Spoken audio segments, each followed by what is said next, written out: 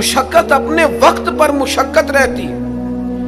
किसी वक्त किसी चीज का इंतजाम करना आपके लिए बड़ा काबिल तकलीफ होता है, आजमाइश वाला होता है। बाद में आप समझते हैं कि ये तो कोई मसला ही नहीं था। अल्लाह ने इंसान को मुशक्कत, हम ना सुकून ढूंढते हैं, बस ठीक है घर बन गया, बस ठीक है अब मैंने बच्चे पाल लिए, बस ठीक है। ओ भाई तूने आगे बढ़ना है, तूने मुशक्कत करनी है, जद्दोजहद में रहना है। वक्त फुर्सत है कहाँ, काम अभी बाकी है, नूरे तौहीद का इत्माम अभी बाकी है। याद रखें, अगर आज जवानी है तो बुढ़ापा आएगा। आज अगर सेहत बिल्कुल ठीक है तो आहिस्ता आहिस्ता खुदा न खास्ता कबा और आसाब कमजोर होने लगते हैं। हमें ना ज़हनी तौर पर तैयार रहना। लोग कहते हैं जनाब पता नहीं मैं बड़ा परेशान हूँ, एक मुश्किल खत्म होती है दूसरी शुरू हो जाती है। मैंने कहा ये मुश्किल नहीं, यही तो मजा है जिंदगी का। अल्लाह कहता मैंने तुझे मुशक्कत में पैदा किया है, और तू कहता है कि आसानी हो जाए। अब ये तो नहीं ना होगा, जिसने जैसा पैदा किया है बात तो उस कादर मुतलक की चलेगी, तेरी नहीं चलेगी जब उसने पैदा ही मुशक्कत में किया है। हजरत ज़ैद बिन अरकम रदी अल्लाह ताला अन्हु बीमार थे। ये जरा बात सुनना मेरे करीम की। अल्लाह के प्यारे हबीब अलैहिस्सलाम तीमारदारी के लिए तशरीफ ले गए, तो हुजूर सैयद आलम अलैहिस्सलाम ने जाकर जनाब ज़ैद बिन अरकम की तबीयत को देखा तो कमजोरी थी और वो परेशान भी थे। तो हुजूर अलैहिस्सलाम को अल्लाह ताला ने गैब के खजानों की कुंजियां अता फरमाई हैं। करीब मुस्कुरा के फरमाने लगे, ज़ैद इस बीमारी से परेशान ना हो, इससे तो आपने ठीक हो जाना है। इस रवायत पर खास गौर करना क्या कह रहा हूं। फरमाया इससे आपने परेशान नहीं होना, इससे तो आपने ठीक हो जाना है, मसला ही नहीं। हाँ, इसके बाद एक वक्त आएगा आपकी आंखों की बिनाई रुखसत हो जाएगी और उम्र भी आपकी लंबी होगी, यानी एक बुढ़ापा, एक नजर चली जाएगी। अब आप यहां गौर करें, सरकार तरबियत क्या कर रहे हैं। हुजूर फरमा रहे हैं ये जो मुश्किल है ये तो गुजरने वाली है, इसके बाद जो मुश्किल आने वाली है वो इससे बड़ी है। फरमाया ज़ैद इसके बाद आपकी बिनाई चली जाएगी और उम्र भी लंबी होगी, तो बताइए उस वक्त क्या करेंगे। तो हज़रत ज़ैद बिन अरकम रज़ी अल्लाह ताला अन्हु अर्ज करने लगे, या रसूल अल्लाह मैं अल्लाह की रिजा पर सवाब की नीयत से सब्र करूंगा। माना क्या है, दुख कबूल मोहम्मद बख्शा राजी रहन प्यारे। ठीक है अगर बिनाई जाएगी और बुढ़ापा आएगा तो कबूल करेंगे, रब की रिजा के लिए सवाब की नीयत से सब्र करेंगे। ऐसे भी कभी दुनिया में मैदान लगते होंगे कि बीमारी आएगी, बताया जा रहा है और पूछा जा रहा है कि तू क्या करेगा, तो बता रहे या रसूलल्लाह सब्र करूंगा, तो नतीजा भी वही बयान हो रहा है, यानी सारा सौदा नगदो नगद। उसी वक्त हथेली पे सरसों जम रही है। हुजूर ने फरमाया क्या करोगे, या रसूलल्लाह सब्र करूंगा अल्लाह की रिजा के लिए सवाब की नीयत से।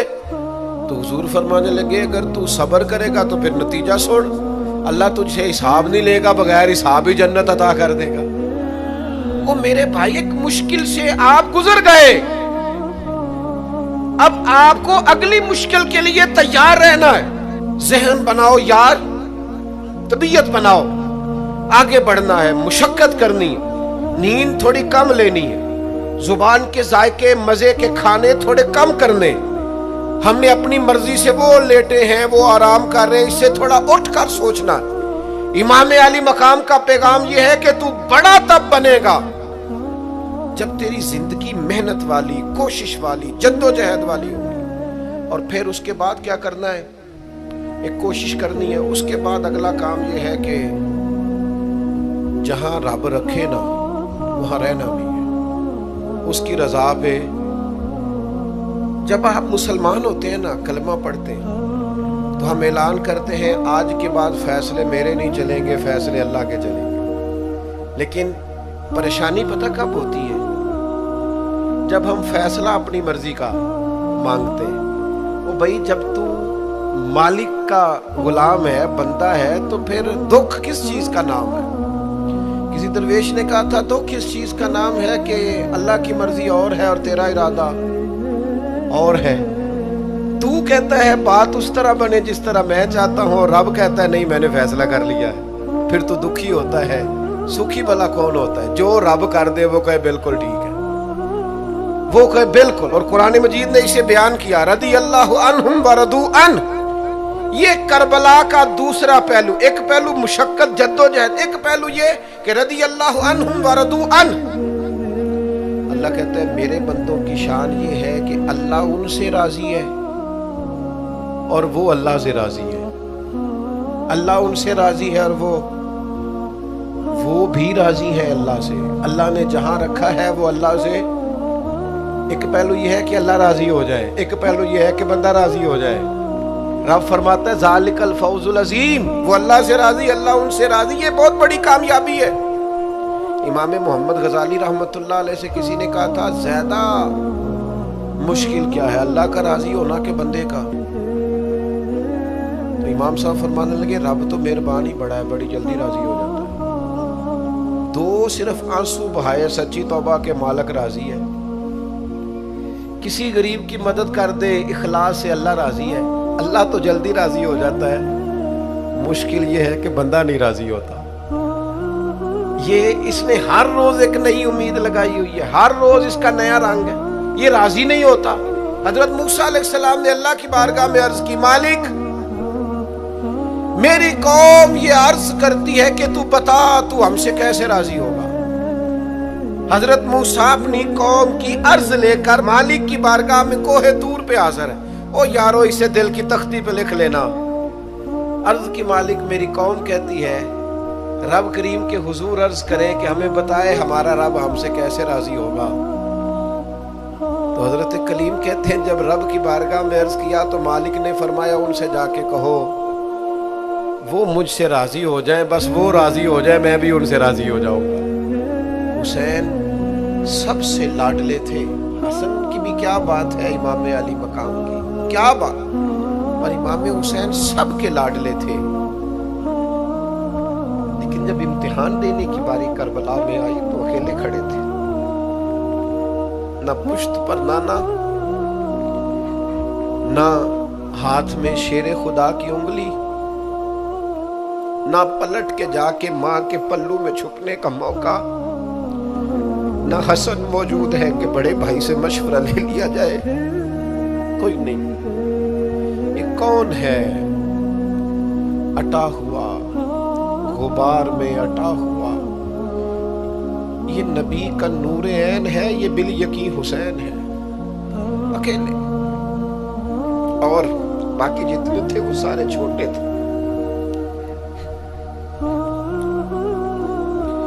بڑا مشکل کام ہو جاتا ہے جب آپ سب سے بڑے ہو جائیں اور صرف آپ کو تسلی دینی ہے، صرف آپ کو دوسروں کو سنبھالنا ہے. وہ بڑا مشکل مرحلہ ہوتا ہے. لیکن امام حسین نے اس مشکل مرحلے کو اس طرح گزارا کہ وہ بڑے تھے نا. بس اتنا کہوں گا کہ حسین وہاں پر شکر کرتے تھے جہاں پر صبر مشکل تھا، وہاں پر شکر کرتے تھے جہاں پر صبر مشکل تھا. جہاں صبر مشکل سے ہوتا ہے وہ وہاں گردن جھکا کے کہتے تھے آمنا وصدقنا، ٹھیک ہے دکھ قبول محمد بخشا، بس راضی رہن پیارے. آپ اس بات کو یاد رکھیں اور اس کو اچھی طرح سمجھ لیں کہ آپ جب تک مزاج مشقت کا نہیں بناتے، ایک کے بعد دوسری، دوسری کے بعد تیسری، تیسری کے بعد چوتھی مشقتیں راہ دیکھ رہے ہیں. اور جو مشقتوں کے عادی نہیں وہ پھر پچھلی صفوں میں ہیں. جو مشقتوں کے عادی نہیں وہ پھر کسی صورت بھی نہ نام بنا سکتے ہیں نہ کام کر سکتے ہیں. جس کو آرام کرنا ہے، جس کو سکون سے سونا ہے، وہ منزل نہیں پا سکتا. آپ کو آگے بڑھنا ہے، آپ کو جدوجہد کرنی ہے، آپ کو کوشش کرنی ہے، آپ کو باہمت رہنا ہے. حضرت سیدنا عبداللہ ابن عمر رضی اللہ تعالیٰ عنہ کا صاحبزادہ بڑا سخت علیل ہو گیا. بچے بیمار ہو جائے تو تکلیف بڑی ہوتی ہے انسان کی طبیعت کو. حضرت عبداللہ ابن عمر کے بیٹے بڑے سخت علیل ہو گئے. جناب عبداللہ ابن عمر بڑے پریشان ہیں، کبھی ادھر جاتے ہیں کبھی ادھر جاتے ہیں، اس حکیم کے پاس اس طبیب، سخت پریشان. آپ کے دوست احباب دیکھتے کہ حضرت عبداللہ ابن عمر بڑے سخت आजमाइश में बेटे का इंतकाल हो गया, सेहत ना हो सकी, अल्लाह का हुक्म आ गया। अब ये जो इंतकाल है ये जाहिर है बीमारी से ज्यादा मुश्किल काम है, बेटा चला ही गया है। लेकिन वो लोग कहते हैं जब हम बाद में ताज़ियत करने के लिए गए तो जनाब अब्दुल्लाह इब्न उमर को बड़ा मुतमईन देखा। तो हमने अर्ज की कि हुजूर उस वक्त तो सिर्फ बीमार था, तो आप ज्यादा तसल्ली में नहीं थे और अब आप बड़े तसल्ली में महसूस होते हैं, वजह? तो फरमाने लगे जब तक मेरी जिम्मेदारी था ना मैं परेशान था, अब खुदा के करम और रहमत की जगह पे चला गया, अल्लाह का फैसला आ गया है और मैं समझा हूं कि मेरा रब उसे अपनी बारगाह में बुलाना चाहता है, लिहाजा मैं पूरे तौर पर मुतमईन, अब मैं अल्लाह की रिजा पे पूरी तौर पर राजी हूं। मेरे अजीज, जब तक ये रिजा हासिल नहीं, क्या लतीफ अंदाज है। वो हमारे एक बड़े जबरदस्त राइटर थे साहबजादा खुर्शीद अहमद गिलानी मरहूम, उनका एक मजमून छपा एक दफा, उम्मत का पहला सूफी। तो वो टाइटल देखकर मुझे बड़ी तजस्सुस हुआ कि किसको, चूंकि हम सूफिया की जमात है, किस बुजुर्ग का तज़किरा किया इन्होंने, उम्मत का सबसे पहला सूफी। तो जब मजमून खोला तो उम्मत का सबसे पहला सूफी उन्होंने जनाब सिद्दीक अकबर को करार दिया। फरमाया ये पहले दरवेश है इस उम्मत के, हजरत अबू बकर सिद्दीक। हजरत अबू बकर सिद्दीक अलील हो गए, बीमार हो गए। तो ये देखिए जरा उनका अंदाज़े तसव्वुफ। यार दोस्त पता लेने गए तो एक रूटीन होती है ना, जब लोग तीमारदारी करने जाते हैं तो कहते हैं किसी डॉक्टर को दिखाया है। सब लोग आपके गिर्द बैठे हैं, तो कहने लगे अबू बकर तबीब को दिखाया है? फरमाने लगे हाँ तबीब देख गया है और तबीब देखता रहता है। तो कहा फिर तबीब ने क्या कहा है? कहने लगे तबीब ने कहा फ़अलुल लिमा युरीद। तबीब ने कहा है भाई जो मैं चाहता हूं ना वो मैं कर दिया करता हूं, जो मेरा इरादा होता है फिर वो मैं कर देता हूं। वो तबीब मुझे कह गया है, लिहाजा जो उसका इरादा होना है उसने। अब वो जो इर्द गिर्द बैठे थे वो भी तो सहाबा थे ना, इस बारीक बात को फौरन समझ गए। कहने लगे अल्लाह तुझे जज़ा अता करे। ओ यारो, थोड़े दिन अगर सुख से जीना चाहते हो तो एक ही इलाज है, एक मालिक की रजा में राजी रहो। ना समझ आए तो फिर करबला वाले इमाम हुसैन की तरफ देखना, वो नाना के कंधों पे थे फिर भी बड़े खुश थे, वो माँ की गोद में थे फिर भी बड़े खुश थे, शेरे खुदा की बाहों में थे फिर भी बड़े खुश थे, हसन के साथ सफरे हज पे तो भी बड़े राजी थे। और जिस दिन रजब के महीने में मदीना छोड़ रहे थे तो उस दिन भी कह रहे थे मालिक मैं तेरी रजा में राजी हूं। और हुसैन इब्ने अली रज़ी अल्लाह ताला अन्हु ने हमें ये मेयार दिया है, जिस दिन शबीह मुस्तफा अली अकबर उनके घर में पैदा हुए थे, हुसैन उस दिन भी बड़े राजी थे। और जब अल्लाहु अकबर कह के जख्म खा के जनाबे अली अकबर घोड़े से जमीन पर तशरीफ लाए थे और जवान बेटे को सहारा देकर उन्हें उठाना पड़े था, हुसैन उस दिन भी रब की रजा पे बड़े राजी थे। और जब छोटा सा बेटा उनकी गोद में उसकी सांसें उखड़ रही थी तो इमाम अली मकाम उस वक़्त भी अपने रब की रजा पे बड़े ही राजी थे। हद हो गई, जिस गले को महबूब चूमते थे उस वक़्त भी हुसैन राजी थे। और जब उसी गले पे खंजर चल रहे थे तो इमाम अली मकाम ने ये नहीं कहा कि मालिक मेरा इतना इम्तिहान, आखिर मेरे मसले कब हल होंगे, मेरी मुश्किलात कब हल होंगी, आखिर किस वक़्त, ये नहीं फरमाया, बल्कि ये सारा कुछ सह के दोनों हाथ जमीन पे बिछा के सजदा शुक्र अदा करके कहा मालिक जहां तू रखे हुसैन वहां राजी है। इतना शिकवा है हमारी जिंदगी, आप यकीन करें उन बातों की भी दोस्त दुआ कराने आ जाते हैं जहां दिल करता है कि इन्हें समझाएं कि यार ना कहीं तो ठहरना अपने रब की रजा। यार देखो छोटी बात नहीं, حضرت انس بن مالک کہتے ہیں 10 سال میں نے نبی پاک کے گھر میں نوکری کی ہے. 10 سال. 1 سال کے بعد لوگ اکتا جاتے ہیں, سارا پتہ چل جاتا ہے. اس کے بعد وہ چاہتے نہیں رہتی, بندہ پرانا ہو جاتا ہے. اکرام احترام الا ماشاءاللہ وہ نہیں رہتا. فرماتے ہیں 10 سال حضور کے گھر میں نوکری کی, پورے 10 سال. ایک دفعہ بھی رسول پاک نے اف نہیں کہا. فرماتے ہیں ایسا نہیں کہ کبھی کوئی ایسی بات نہیں ہوئی جس سے حضور ناراض ہو. کئی دفعہ ایسے موقع آئے, حضور نے کسی کام سے بھیجا, میں جا کے بچوں کے ساتھ کھیلنے لگا, محبوب آئے, میں ڈر گیا, لیکن حضور نے کچھ بھی نہیں کہا. مسکرا کے فرمایا تمہیں کام بھیجا تھا, کر کے کیوں نہیں آئے؟ او یار آپ ٹھہرے تو صحیح, استقامت تو ہو. ذرا سی بات پہ بلبلا اٹھنا, تڑپ جانا, ہر چیز سے الجھ جانا, یہ بندہ مومن کی شان نہیں. طاقتور زندگی گزارو, طاقتور. ایک تو یہ کہ مشقت کرنی ہے, دوسرا اللہ کی رضا پہ راضی رہنا, اور تیسری بات یہ سوچیں کبھی ذاتی قسم کی نہیں بنانی, سوچیں ملی قسم کی, قومی آفاقی سوچیں. اتنے دوست ہماری خانقاہ سے وابستہ ہیں, یہاں کسی آستانے سے وابستہ ہیں, کچھ ہمارے پاس مدرسے میں پڑھتے ہیں, کہیں بھی آپ پڑھتے ہیں. آپ کی سوچیں جب تک ملی اور قومی نہیں ہوتی, آپ بہت زیادہ بھی باصلاحیت ہیں تو آپ کوئی کردار نہیں ادا کر سکتے.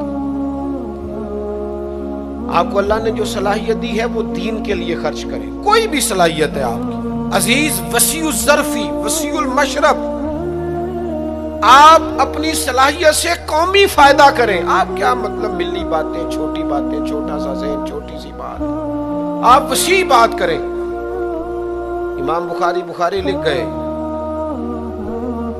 ایک مخصوص فقہ کے مقلد تھے امام صاحب, لیکن انہوں نے بخاری میں یہ رنگ نے اختیار کیا کہ جو کسی اور مسلک پر چیزیں دلائل کرتی ہیں, فقہ کے مسلک کی بات کر, کسی اور مشرب پر تو میں نے لینی نہیں. انہوں نے کام کیے تو قومی سطح کے کیے, چھوٹے چھوٹے ذہن, چھوٹی چھوٹی باتیں. ہمارا ہی مدرسہ نہیں, دنیا میں مدرسے, ہماری خانقاہ نہیں, دنیا میں خانقاہیں. ہم اگر ایک دوسرے سے لوگوں کو توڑنے لگیں گے تو ملی کام نہیں ہوگا. ہم گھر نہیں بنانا چاہتے, ہم رسول اللہ کا دین تعمیر کرنا چاہتے ہیں, دین اس امت کے اندر لانا چاہتے ہیں, نافذ کرنا چاہتے ہیں. تو ہم تو تھوڑے سے لوگ ہیں کام کرنے والے جو پوری دنیا میں کام کر رہے ہیں, کہیں بھی کوئی کام کر رہا ہے. ہم نبی پاک کا دین لانا چاہتے ہیں تو ہم تو ہر ایک کو سپورٹ کرتے ہیں, جو تھوڑا سا بھی کام کر رہا ہے اسے سپورٹ کرتے ہیں. میری آپ سے گزارش ہے, جس کاز کے لیے امام حسین نے جان دی تھی نا, اس کاز پر کام کرنے کی ضرورت ہے. اب کیا کرنے کی ضرورت ہے؟ اب وہ پیغام جو امام علی مقام کا پیغام, دین کے لیے کام کریں, بے حیائی کے خلاف, عریانی کے خلاف, بے دین قوتوں کے خلاف. لوگوں کو سکون ملے گا, انہیں قائل کریں کہ سکون تمہیں نماز میں ملے گا, عبادت میں ملے گا, دیانتداری میں سکون ہے, قناعت میں سکون ہے, عزت نفس اور خودداری میں جو تمہارے لیے اللہ نے رکھا ہے اس میں سکون ہے.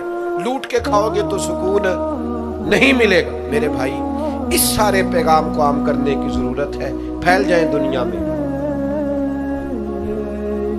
اور جس طرح اپنے حق میں لوگوں کو قائل کرتے ہو نا, کوئی مجبوری بن جائے, اس طرح لوگوں کو دین کے حق میں قائل کریں.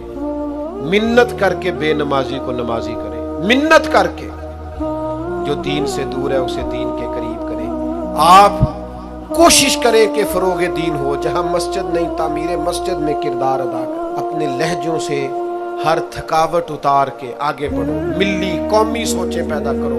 ہم نے اس وطن کو بھی تعمیر کرنا ہے, دین کے لیے ہم نے اپنے آپ کو پیش کرنا ہے جس حد تک ہو سکے.